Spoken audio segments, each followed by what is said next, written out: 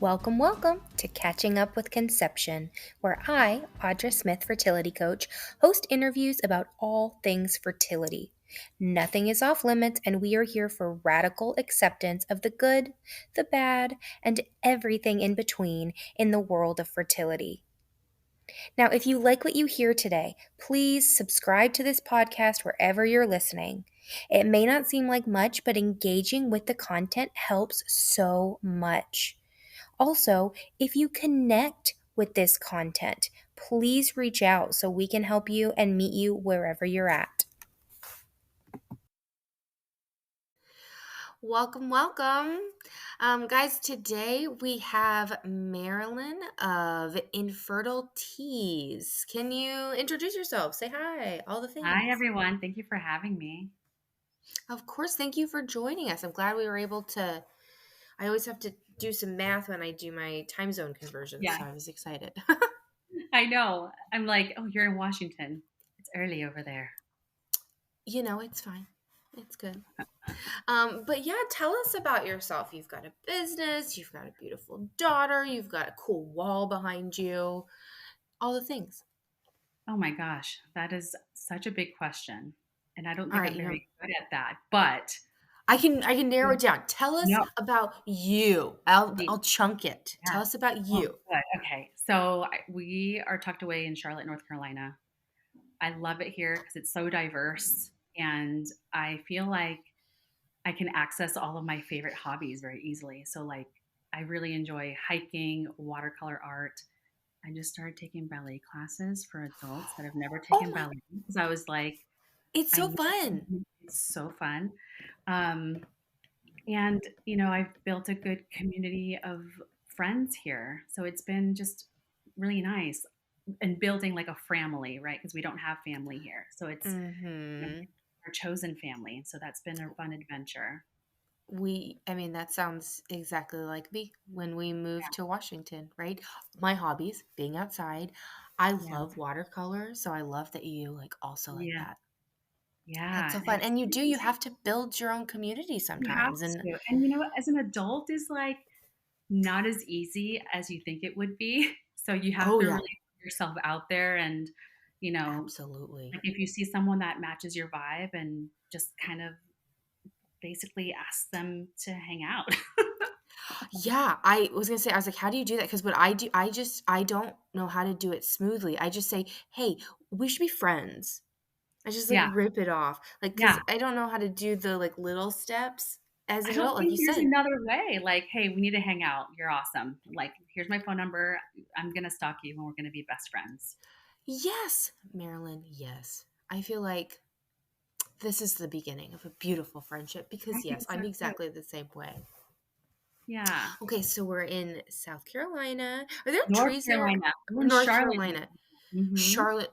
So I will one of my in my my professional journey, I have a teaching certification for social studies, and one thing that I've always been very direct about is that I am not a geography teacher. They could give me anything else and I would be fine. I cannot keep all the states and all the places Yeah. in my head. So we're in Charlotte, North Carolina. Is it like trees? Is it wooded? I've never been Oh, to yes. that. Very lush, very wooded. Our home is tucked away in this beautiful neighborhood. And then our backyard is like half lawn and lots of trees and woods. Oh, I And it's love that. kind of my favorite thing. And if I could be free of any danger for 24 hours, I would sleep in my backyard outside under the stars. That is my vibe. I I I just love that. love to walk my dog at night. Like I love the nighttime, just being Yeah, outside at you probably nighttime. get to see the stars if there's so many Yeah, like trees and stuff. we There's probably do. not as much light pollution. We do. We do see a lot of stars. Oh, I love that. That's kind of how Yeah. it is here. Like we live tucked away in the woods on a peninsula in Washington, and so it my daughter will go, "Stars." I'm like, "Yeah, we can see them." Because we Okay, so just you have couldn't to really. download this app. There's this app called Night Sky, Okay. and basically you can look at the constellations. It's almost like satellite viewing of the stars, and you just download the app and you point the phone, and it's like VR, in the sky. Oh. And you can see all the different names of the constellations. You could see where the moon is positioned. Um, if there's a couple planets that we can see, Mars and Jupiter, Saturn, we can see very easily. And so when they're shining really bright, you can use this app to You kind of can see this. know. Yeah, it's like you know what Oh, you're I looking at. love that. You said night sky? Night sky. Hmm. Okay, I'm gonna download that. That's so Yeah, cool. Thank you. I know. It's fun. It is very fun. Well, so when you're not hiking or watercoloring or balleting or hanging out with your very cool daughter or dog, Yeah, you have a cool business. Can you tell I us about that? do.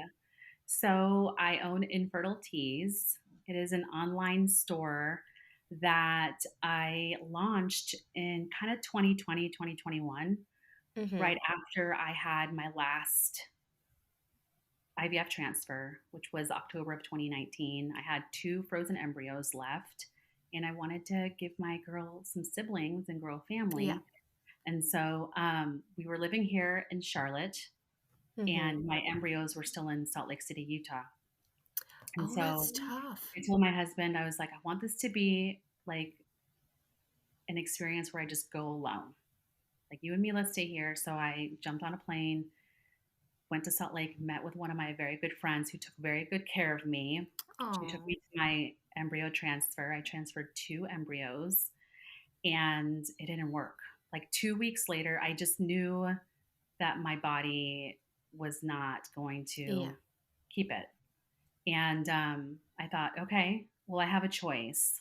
I can obviously mourn, right? Because you have to Mm-hmm. mourn and grieve, but also I have to turn a chapter and turn the page and write a brand new story. Like I had Yeah. been doing that by that time for 10 years of trying to get pregnant. And I was able to conceive Mila, who's now 8.5, through my third IVF.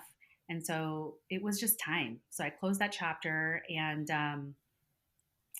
when I was thinking of ways that I can start healing, I thought, oh, well, several people commented on how much they liked my transfer day t shirt because I designed it. I went on Etsy and I was looking for a new transfer day shirt. I didn't like anything out there. I just thought it was kind of tacky. And so I was I like, I'm kind of with you. I get you. I need to find something that's more of my vibe. Well, I can draw. I have an iPad. So I just designed this shirt, had a local like print shop print it for me. So I was like, maybe I'll just like sell some of these transfer day shirts. And so by this time it was like early February, Mm-hmm. and I sat at my dinner table and I grabbed my phone and I was like, I'm just gonna start a new Instagram page, Yeah. Infertilities. Like I didn't even think about it, Infertilities, and I just like put the photo up and I was like, if you want this, send me a DM and Venmo me and we'll make it. I'll make it for you. Yeah. And that's kind of how it started. One day I remember opening up the app and I had so many Venmos. I was like, oh my Oh, God, I'm responsible for people's money. Like, uh, yeah. what? I have to make this, I have to legitimize this. Legitimate, I have That's to the make word this. we all know the word that you're looking for. Yeah. And so I just did it while Mila was in preschool. I would go to the local Starbucks and on YouTube would take like classes on YouTube on how to build a website, how to start a t-shirt business. And Oh, so I did that every single day. So I can launch a website and make it official. Then I registered my business. But it was a way for me to find healing yeah. and like closure. And I had always found that giving back either my time through volunteer work or just being there for somebody always made me feel so much better. Yeah. Of I'm course, the being same in way. therapy like was helpful with that, with like honing in on what would be best for my healing. And it was Yeah. this way. It was just like being creative and giving to the community ways that they can share their own story. Because when I started my journey, which when I was reflecting on our conversation today, 16 years ago, okay, no one was really talking about infertility. And so I thought, how do I Yeah. continue to honor those, um, this community and create t-shirts that don't like scream, "Hey guys, I'm infertile," or "Hey guys, I'm hormonal," Yeah. or "Hey guys, I've got this," or "I'm going to get a shot." Like, how do we make it just an everyday experience, but like give Yeah. back to the person so that they feel they have control over their story in some way? Because this is an experience and this journey we cannot control what happens at Yeah. all. And I so that's love that. kind of In like how, control, yeah. feeling in control of their journey, at least how they feel about it. Well, and also like they get to choose how they want to share their story if they want Mm-hmm. to. At Yeah. least they know that they are wearing something that's meaningful, that they're part of a community, and they get to choose whether they want to share it or not. And so that's kind of how it was, how I arrived at like infertile teas. And it's been truly humbling to be woven into people's paths this way. Like, it's insane. When I see someone wearing my shirt or my crew neck or something that I designed on my iPad, Yeah. it never gets old. Like, it always feels like the first time for me. And so, Hmm. and that makes me, it's validating for me because then I know that I'm doing something that's right, but also keeping this conversation going and normalizing this Mm-hmm. topic that still a lot of people don't know a lot about. It's, yes, it's so hidden and secret, and it's not our fault, right? Like there's a whole societal system that pushed it away. Like we're not going to talk about it. We're not going to deal about it. It's, all of these things. And I love, yeah. Yeah. I was gonna say, let me see, where's my sticker? Oh yeah, so I have my Protect Oh, IVF cute. I sticker, love it.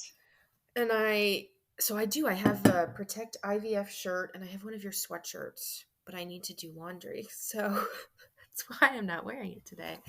Yeah. But I love that I am very open, like with my story, but I like to control when and how I do that, and so I'm very particular about like a lot of the clothing that I wear is not something that is screams it, right? Like I like to be in control of that narrative. And if I'm like wearing something on my shirt and I'm like out in public, that is, it's not an invitation for people to come talk to me, but it is a lot more, I have less control of that narrative.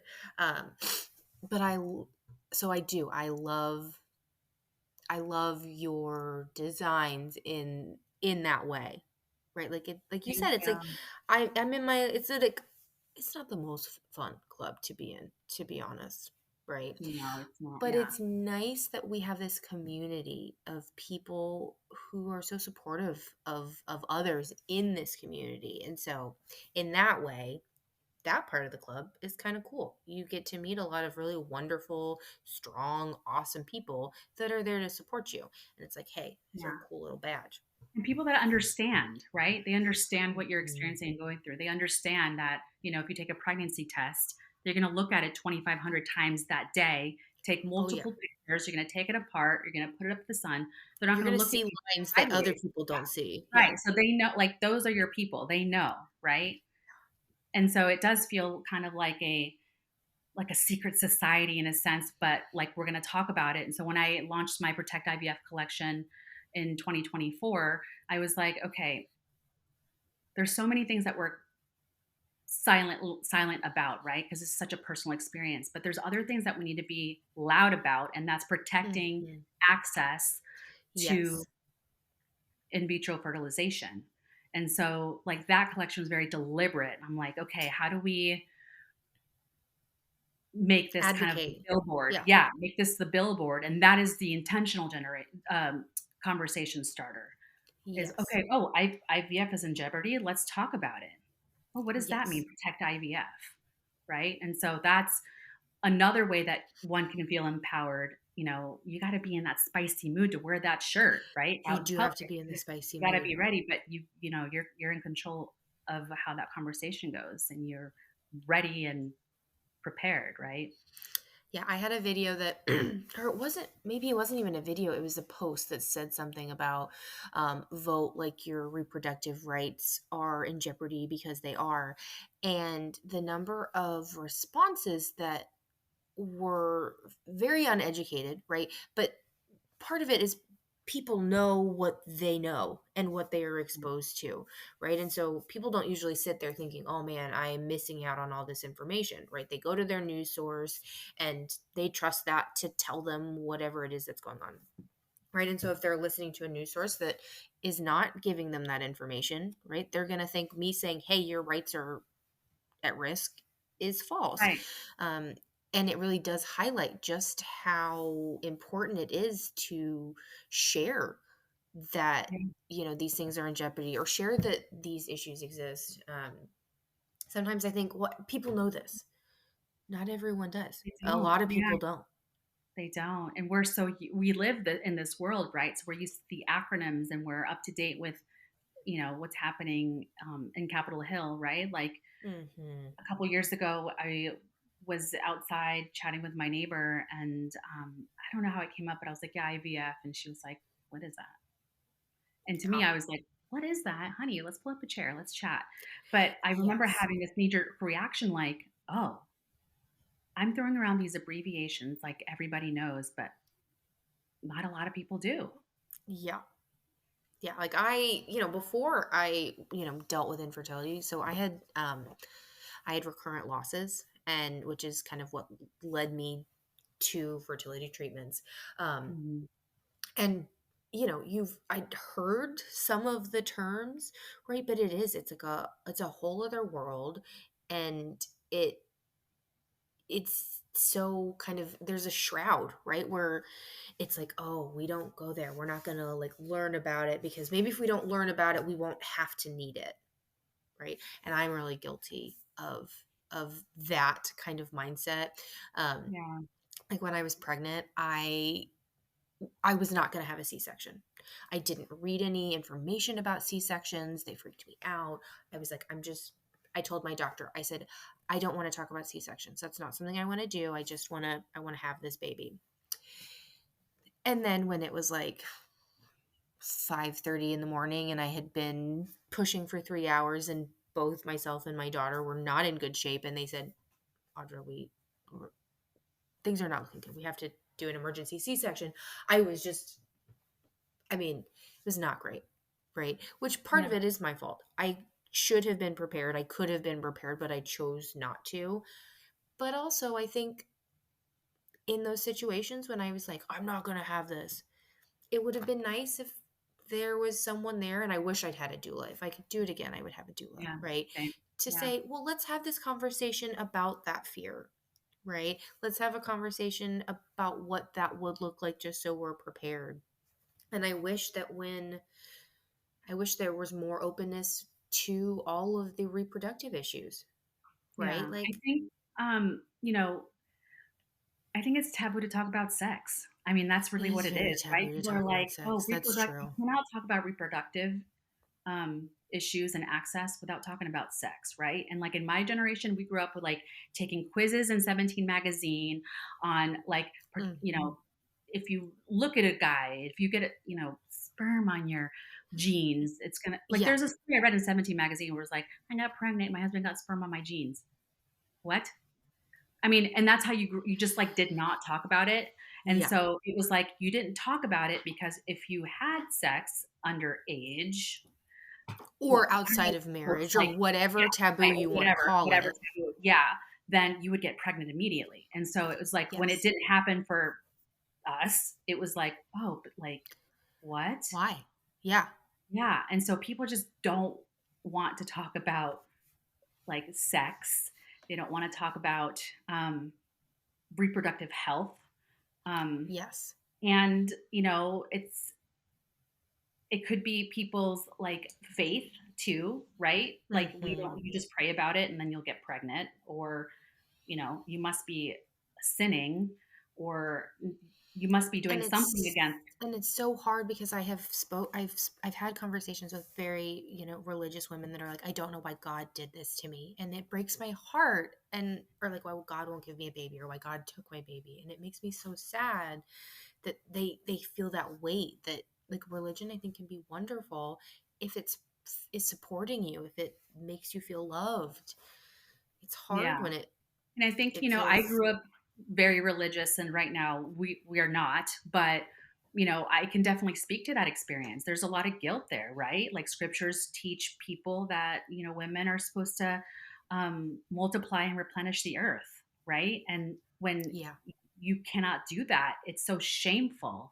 And so I think that's why a lot of people also avoid the conversation because there's so much shame there. And Yeah. I think, there's a lot of layers in how you line this up and approach this subject. And I think, when you find a community and you find people that are your people, you start to kind of feel less ashamed, like, oh, it's not my fault, I didn't cause this. Audra, Yeah. there was a time like when I started living with my husband before we were married, and like one night, you know I was like, oh, we got to go get plan B because you know Yeah. We want to make sure things we're making happen, safe right? choices. And so for a long time, I was like, I caused my infertility because had to go get plan B, and Hmm. that's, I think our brains need a story for things to make sense. And Yeah. we're constantly trying to create a story that makes sense for our safety, when in reality, you know, you have to understand that it's not your fault. You didn't cause this. It's not something to be ashamed of. It's very common. I mean, 1 in 6, 1 in 5, 1 in 6 people cannot conceive. Like they Yeah. struggle to conceive. And so I think, you know, um, people that find their community and they feel seen and heard tend to feel more confident in sharing their story and Yeah. seeking resources and asking questions. I think that's so true. And I think, you said, and it, for me, it hit the nail right on the head. Our brain wants a story. And Mhm. so when after all of the testing that you go through, right? All the super fun testing, when my doctor came back and said, unexplained Mhm. infertility, which it wasn't really that. It was unexplained pregnancy losses, right? Um, well, what do you do with that? Yeah. Right? You can't point at anything to blame. And so you try and find something else. And, you know, I am where I am now, right? I've done a lot of therapy and I work helping others through this situation. But when I was in the thick of it, I wish I had someone to help me Yeah. through that because it, you just don't, you just internalize all of it. And that's just Yeah. not healthy or okay or even accurate, Yeah. Right. you know? Yeah.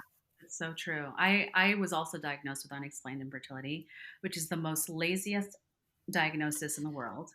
Like, oh, Yes. so basically you can't find an explanation. You're not going to look for the root cause. Cool. We'll just try everything then. Yeah. Yeah.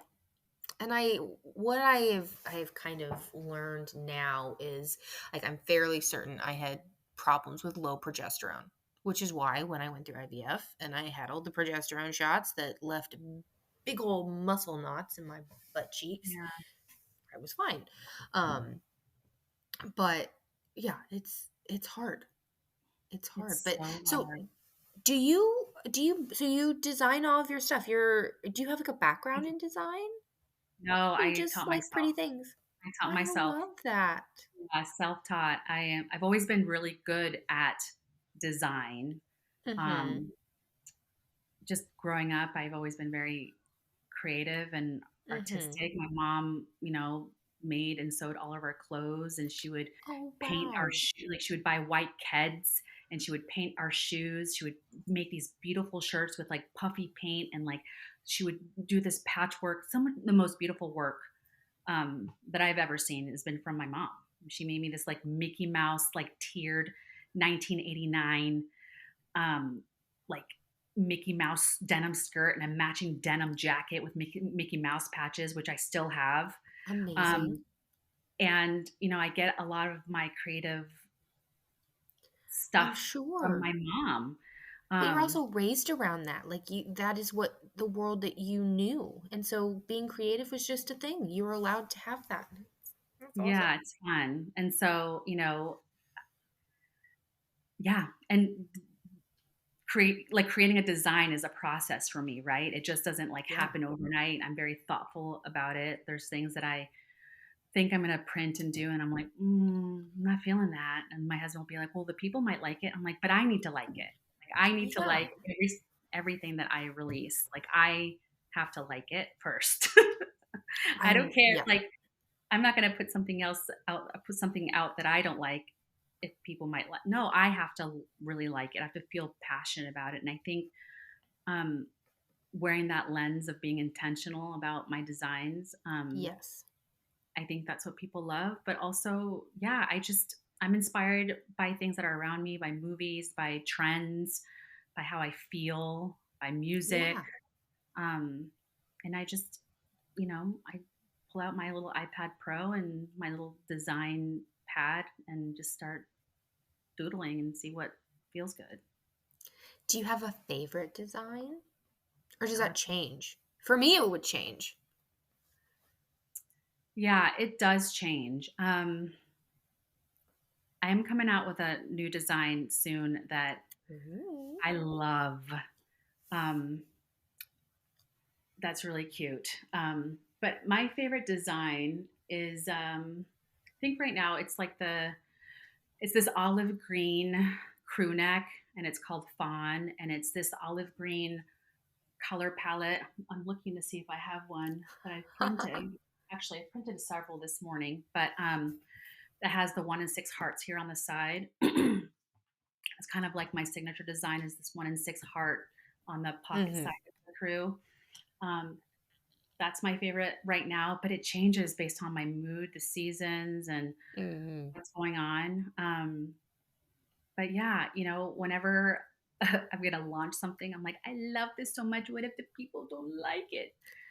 And Right? But they do. They love they it because do, your yeah, stuff is they great and do, you're great. they do like it, and so it's very humbling to have that feedback. But yes, there is a new shirt coming out soon that I love. It's really cute. It's kind of honoring the 1 in 4 people that have had, Hmm. miscarriages. Yeah. And that's crazy what is crazy to me is that, I mean, that's such a high statistic. Yeah. And when I experienced my first loss, I had no idea what was happening. And I ended up switching my OBGYNs because they were not help. I ended up in the emergency room because I didn't know what was going on. Right. And I was calling them Mhm. and trying to say, hey, something's wrong. And they're like, well, no, but I didn't know. And I would, if something is 1 in 4, that Yeah. should be something that is That talked someone should about. know about. Yeah. And Absolutely. like you talked about, it's I remember my 7th grade health class. Coach Mhm. Schuler, he wore what we called Schuler shorts. They were very short. And he talked about how the first time he ever kissed his wife was at his wedding, right? Which Oh, is fine. If yeah. that is how you want to live your life, that is fine. But I remember going through that. And obviously it's 7th grade. So it's not, you got a bunch of teenagers, but nothing in that curriculum or when I took it in high school, like talked about that. And I think there is such a stigma. Well, if we talk about anything to do with sex, like you said, well, then kids are going to have it or kids are going to do it. And it's that kind of mindset of, well, if we don't talk about it, then it won't be a problem. Yeah. But it is a problem, and the problem's still there, and it's bigger because people don't know, they're not prepared, they don't feel like they have resources or people they can talk to, or where do we even go? And Yeah. So how so I did love they that. find out that you were having a miscarriage? They take like tissue sample or No, so all of my losses were, I think the latest or the longest I was able to stay pregnant was 7, maybe 8 weeks. Um, but there was a positive pregnancy test, and then those numbers started to drop, yeah. or there was bleeding. Like in the first, when I ended up in the emergency room, there was bleeding, Yeah. right? Like a lot, and I didn't know what was happening. And I went to work, and I just have all. I mean, Oh, I was yeah. happening, and it was my Yeah. first, and Why does it I didn't happen know at what was work? happening. Yeah, right. Um, Yeah. and That's another so layer. It's yes, like loss at work. Yeah. Yeah.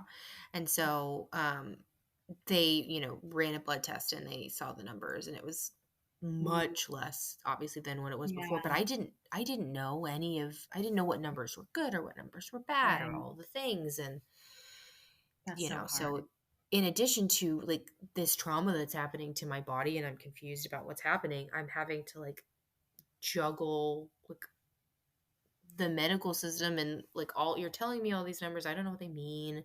I don't know what's happening. And they're Yeah, looking at me like, why don't you know this? I, yeah, because no one told me. And I yeah. didn't, You don't you know. don't know what you don't know. Yeah, you don't know what you don't know. That's exactly right. Ugh, so sorry. That's hard. Yeah, it was not the most fun, but I asked my GP who I loved. I was like, where I need a recommendation for a new like OBGYN. Where do you go? And so she gave me her OBGYN's office and I literally called and I said, "Give me your nicest doctor. Like your most like Yeah. validating, who do people just feel really seen and heard with?" And, you know, that's what Yeah. And that's another thing too about this journey is that, and I talk a lot about self advocacy, is that we have Mhm. to be our best advocates. And it's exhausting, not only like Very emotionally exhausting. exhausting navigating infertility, but like having to just hold your own megaphone and like, for you to call and say, give me your nicest doctor, that is the simplest way to advocate for yourself, right? To Yeah. identify that where you were going was not working out and I'm going to go somewhere else. Mhm. And that's one of the things like so I have a couple of like courses, but also like in my own for like fertility coaching, I have literal scripts, right? Because one, you don't a lot of times we're as women we're not taught to advocate for ourselves and we're Mm, just taught to like go with whatever people say like, yeah. oh, okay, right? Yeah. And so learning how to and what to say, right? But also like there's that education on patient rights and things that can make some of those procedures or situations easier, like what you can ask for, like what alternatives do exist, because especially in that fertility clinic, right? So, Yeah. how did you handle your HSG test Oh my with the gosh. dye? Was that It was awful? awful. It was awful. I almost passed out. Oh, I was in so much pain. You can ask for Valium, which is obviously not going to take the pain away, but it's going to relax those muscles, right? And like, so I didn't know that I could ask for that. I didn't know that it was going to be that painful.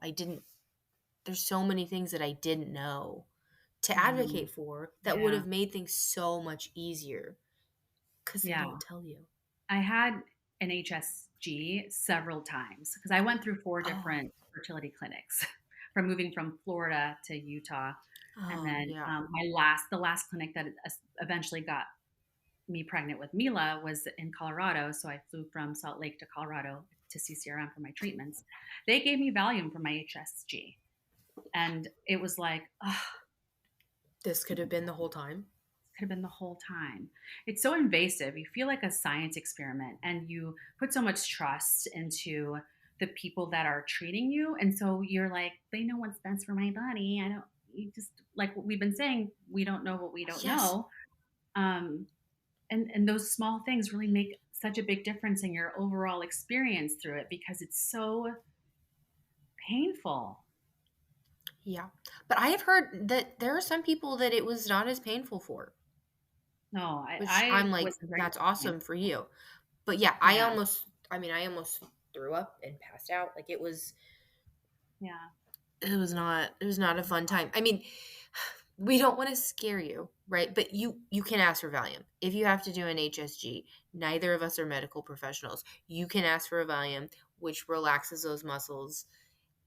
It makes it a little easier, right? Yeah. But it Why are we just gonna tough it out? Like, just ask for the value. You don't need to tough it out. yeah, You just don't need to. which It may not be and I painful think for that's you, a but like ask for it. You feel yeah. good and you'll be fine. Yeah, and I think that's a theme just I think in women's health in general. Like we shouldn't just have to like grin and bear it Tough it and out. take some Yeah. aspirin. Yeah, I like, mean, they're literally putting metal in your vagina, yeah, okay? Like, not fun. not fun.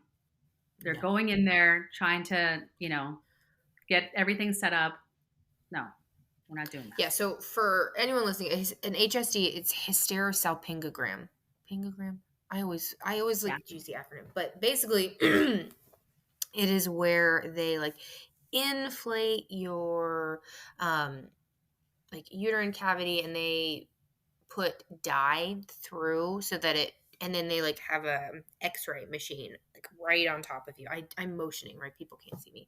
But where they inject dye to kind of see if it goes all the way through your fallopian tubes to check for any blockages or uterine fallopian tubes, like anomalies that could cause problems for getting pregnant. But yeah, like it's inflated. It is. So I had a balloon. Yeah, yeah, Sometimes I don't use a balloon, they use other stuff. But yeah, so imagine someone blowing up a balloon inside of your body. yeah. Hashtag not fun. But Not I fun. did it, you know. But our point is not to, I don't think, to scare people, but to let them know that there are ways that these things don't have to be as painful or as difficult. Yeah. And you can ask, like, what's going to make me more comfortable during this procedure? Absolutely. And if you ask for a Valium for some of these or like some kind of medication and they say, well, we don't usually do that, you can say, I get you don't usually do that. I would like some support in this. And if they don't, I think that's a red flag and you have every right to look elsewhere, Yeah. right? Yeah. Your pain and comfort should be validated. Yeah. Now, I know you said you have a new shirt coming out, but don't you have a thing that just came out, right? Yes, we have two things that just came out. So right now we are in a collab with the Stork Foundation for Infertility. They are an Ooh. organization that provides grants and awards grants to couples that need financial support towards their medical Yeah. treatments for infertility. They've been able to award 34 people, totaling up to $340,000. Oh, And wow. That's so I amazing. created this really cute design. It's the 1 and 6 with their brand colors, and I added the stork as like the sixth. And we're giving back Yeah. 25% of the purchase of each one of those shirts to the Stork Foundation. Oh, And that wow. Yeah, I campaign saw runs that. through March 13th or March 10th. And then it won't be available after that. So it's through March 10th. And then we Ooh. also launched a little collection called Living Proof, Born This Way. And this is to honor the adults that were born through IVF. So Elizabeth Carr, who is the first Mhm. IVF baby in the US, is one of my great friends. And Oh, last year, awesome. Yeah, I follow her and I think it's so cool that we live in a time where I can just like follow that person. right. Yeah. Isn't that amazing? But we were chatting earlier last year, and she was like, I want something that like honors me as an adult, but like everything out there is like IVF baby, and I'm not a baby, I'm an adult. And I was like, That's true. you listen, give me time, and I will come up with something thoughtful. And it took me Yeah.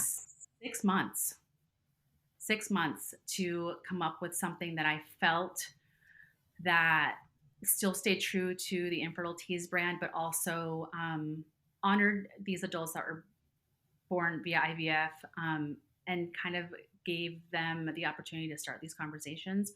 And I printed several other designs, and every time I would print one, I'm like, I just don't know if I'm vibing with this. And then Yeah. I was in a conversation with a girlfriend at a coffee shop who is going through secondary infertility. And, I was like, my daughter's living proof that we need, that everyone needs act. I would not, and I wanted to carry a pregnancy. Like, I know that there are other ways to become a parent, but I knew that this was the way that I was going to do it. Like, it was that or nothing for me. And I was like, Mhm. Mila is the reason why I'm a mom, and she's my living proof. And I was like, living proof. And it just like came to me so fast. And I was like, when I wrote it down on my little napkin at the coffee shop, I was like, oh, then I can bold the IVF. It's like in sequential order. Uh-huh. Wow, this is great. And I messaged Elizabeth. I was like, what do you think? Because her, she does so much work for Yes. this community. And she's done her whole life. This has been her life, right? Under the microscope. Um, and she loved it. And so getting her blessing on it, just, you know, stamp of approval, just made it all even better. Absolutely. And I love it. I think it's so cute, and I think it feels easy, right? Like I get what you're talking about with like seeing the shirts that like exist on Etsy, or maybe it's not quite right. Sometimes it feels forced, right? It doesn't, but I love that it just kind of came to you in this like lightning bolt of love and Yeah. creativity. And but yeah, they're very, very cute. I like them a lot. You have to see. Oh, do I have it here? Shoot. I don't think I do. Where did I put it? I'll look for it in a minute. But when we launched Living Proof, I had a lot of people say, "Oh, we need this term onesies," and I when I launched Infertilities, I vowed that I would never, ever do any onesies or toddler stuff. I want Yeah, my it's place not to your feel jam. safe. And I'm like, it's just not my jam. Cute. You can find it somewhere else. Yeah, Not as cute as mine, but like, we're not going to happen. that's true. But for children, I would like elementary school age kids, right? Like youth Mm-hmm. size, right? And so I'm going to launch this. What's today? Thursday. I Yes. don't know. Probably sometime next week. Let me grab this. Oh, yay. So it is a sneak peek, Audra. This is IVF Kid. Okay, so I'm. Oh my gosh, I love it. It's You see the so little lightning bolt? And that's so cute. cute. It's So this very cute. is Oh my with me. gosh, I love This that. is large. So this would fit like a kid that's in like a 10, 12 size t-shirt. Oh, Isn't that cute? I love it. Yeah. So that felt really good to me. So we're gonna come out with those Yeah. very soon. And I have to say I love that you have done the self-reflection and that you are comfortable with that boundary. You know that you don't want to do those shirts for the little bitties, Oh, right? absolutely. Yeah. I just And boundaries are so important both in this kind of business because we put a lot of ourselves into it and it is so personal, but like just with yourself and knowing I'm not going to stretch that. I could, but it oh does my not gosh, feel yeah. right for me. I could sell onesies all day, but like I don't it's just not does not Your align with brain's not for babies. our babies. Yeah. Just they're cute, but like we're not gonna do that here. Yeah, and that's okay. Yeah. Well, wonderful. Thank And so you you. said that that's going to be launching sometime next week. Yeah. Mm-hmm. That's very exciting, and I'll just have to. Or maybe tomorrow. Who knows? Yeah, I feel. Who I knows? feel You just that never I am know. not a social media is not my strong suit, right? I try to figure it out, right? But like I do my darndest to like, okay, I'm gonna do this and I'm gonna do that. It happens when it happens. Well, this is how I look at it with social media. We don't own those platforms, right? And so it's Mm-hmm. important to like people, some people are like so big on their numbers and followers. I'm like, great, but like the most important thing is your email list and the traffic to your website because that's what Uh-huh. you own, right? So, with what's happening over at TikTok, whether it's going to be banned or Yeah. not, people are like, my business, which yes, you can go viral and run a business through that social media platform. But I'm old school where I was taught very early on, we don't own those platforms. You should not base your Uh-huh. entire business on those platforms. And so, Yeah. um, that's why whenever anybody slides into my DMs, they're like, "Oh, will you post it? When it goes live?" And I don't think Instagram's gonna go anywhere. But I'm like, you know what? Join my email list, Let me and then get your we'll email. shoot you an email. Yeah, get your Yeah. email. Let me just get that. Mhm. Let me just get that. Yeah. Absolutely. Yes. Yes. Um well, so if there were other people, right? Like you talked about like you had this story, you had this experience and you wanted to do something that felt meaningful and healing for you, right? What would your advice be for other people kind of going through that? Yeah. There's three pillars that I've lived by the last 16 years, right? Which I cannot believe, Audra, that it's been like 16 years. Um, Yeah. and that is, like self advocacy, community, and healing. So, self advocacy is like being able to identify what your needs are. If you're not jiving with your doctor, go get another opinion. If you feel like something's Mm-hmm. wrong, ask a question. It's almost like you go to a restaurant, you order your steak, and they didn't get it right.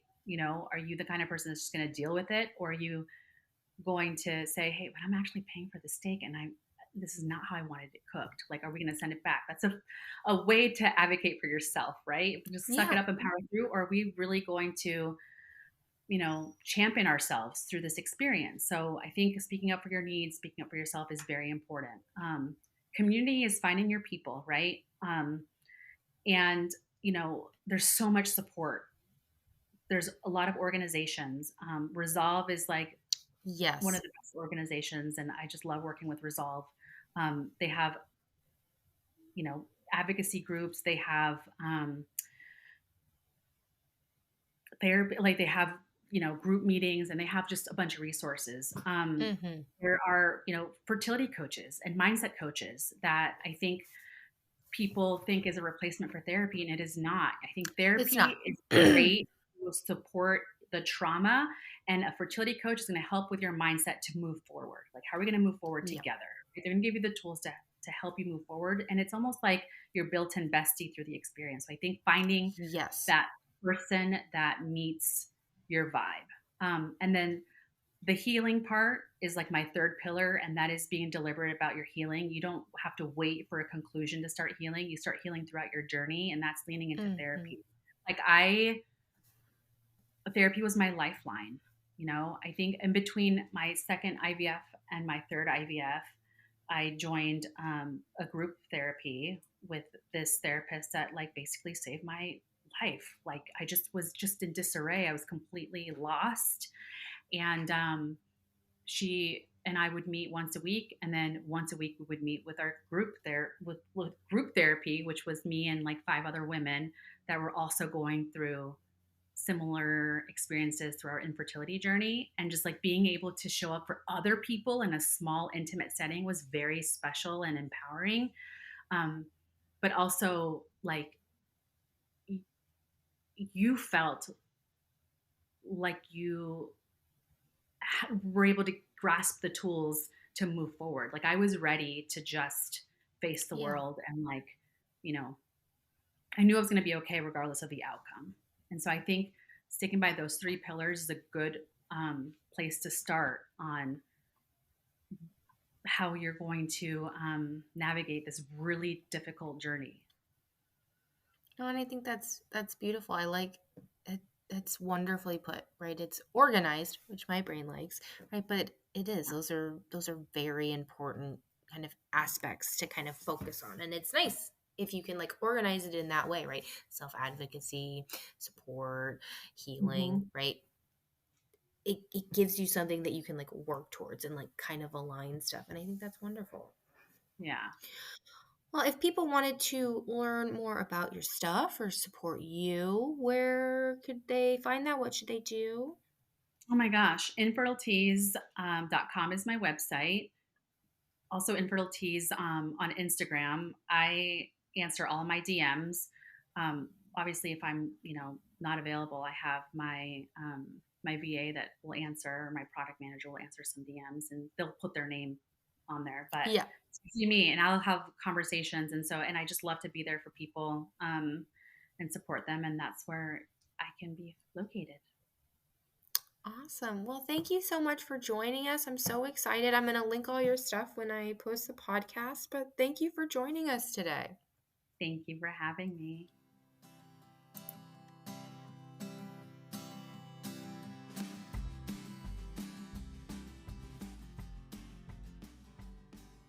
And that's a wrap on this week's episode of Catching Up with Conception with me, Audra Smith, fertility coach. I want to thank you for joining us and ask you to subscribe to this podcast on whatever app you're listening on. It may seem small, but it really does make a big impact. Catch me on Instagram and TikTok at Fertility Coach Audra and on our next episode of Catching Up with Conception.